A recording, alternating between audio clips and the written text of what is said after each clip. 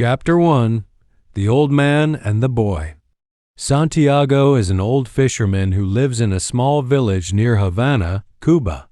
He is thin, with deep wrinkles and skin marked by the sun. His eyes are bright and full of life.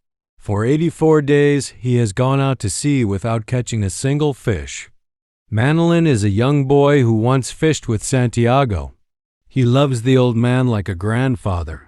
But because of Santiago's bad luck, his parents made him join another fishing boat. Still, Manolin visits Santiago every day. He brings food, helps carry fishing gear, and talks with him about baseball, especially about Joe DiMaggio, their hero. They talk about the sea, the stars, and how Santiago was once a champion arm wrestler. Even though the old man hasn't caught anything, he doesn't feel defeated. He believes his luck will return. Chapter 2: Preparing for the Journey. The next morning, Santiago wakes up very early before sunrise. He quietly walks to Manolin's house, and together they carry the fishing lines, harpoon, and oars. Manolin gives Santiago food and wishes him luck. Santiago sets out alone. The sea is calm. He rows his small boat far away from the shore. The stars are still visible, and Santiago feels peaceful. He respects the sea and calls it La Mar in Spanish, a name full of love and respect. As the sun rises, he sees birds flying and dolphins swimming. These are signs that fish may be nearby. Santiago prepares his bait and drops his fishing lines deep into the water. He waits patiently, watching the sea with great care. Chapter 3: The Great Fish Appears. At noon, one of his lines is pulled. A giant marlin has taken the bait. Santiago holds the line carefully. He doesn't pull too hard. He wants the fish to swallow the bait fully. After some time, the fish begins to swim away, fast and strong. It pulls the boat far out into the ocean. Santiago tightens the line slowly. He cannot tie it to the boat because if the fish pulls suddenly, the line might break. So he holds it with his hands, letting it cut into his skin. He talks to the fish, saying, "Fish, I'll stay with you until I am dead." The fish is powerful. It continues to swim and pull the boat all through the day and into the night. Santiago eats some raw fish to keep his strength. He remembers Manolin and wishes the boy were with him. Chapter 4: First Night on the Sea.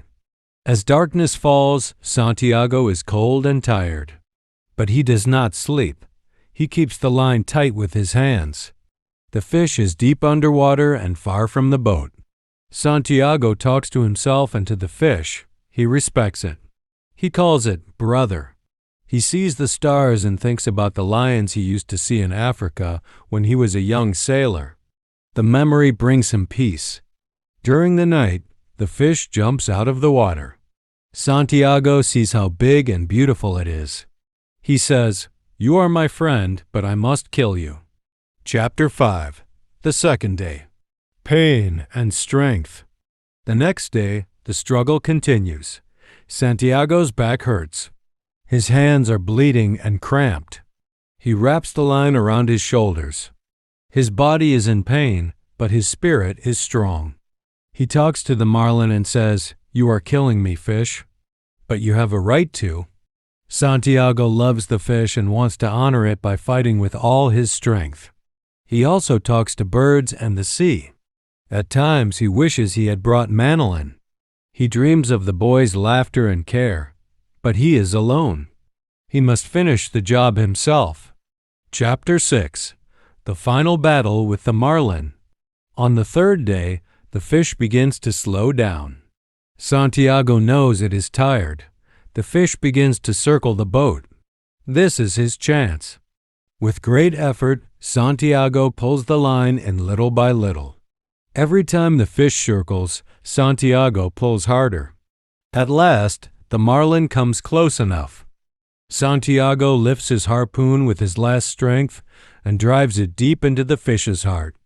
The marlin dies and blood fills the water. Santiago cries out with joy and sadness. He ties the fish to the side of the boat. It is the biggest fish he has ever caught, longer than the boat.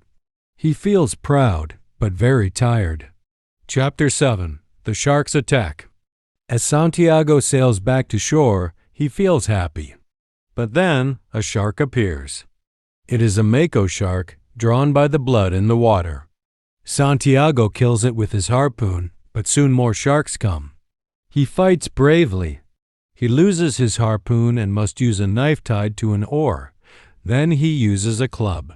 He kills many sharks, but they keep coming. They eat more and more of the marlin. By night, only the skeleton of the fish remains. Santiago is heartbroken. He says, "They beat me, but I did not give up." Chapter 8. Return to the village. Santiago returns home at night. He is so tired that he can barely walk. He carries his fishing gear up the hill to his house and falls into bed. He is hurt, weak, and almost broken. The next morning, Manolin finds him. He cries when he sees Santiago sleeping.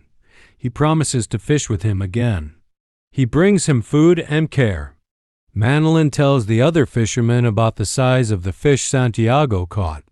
The villagers are amazed by the skeleton tied to the boat. Tourists ask what kind of fish it was, but they do not understand the struggle behind it. Chapter 9. Dream of the Lions.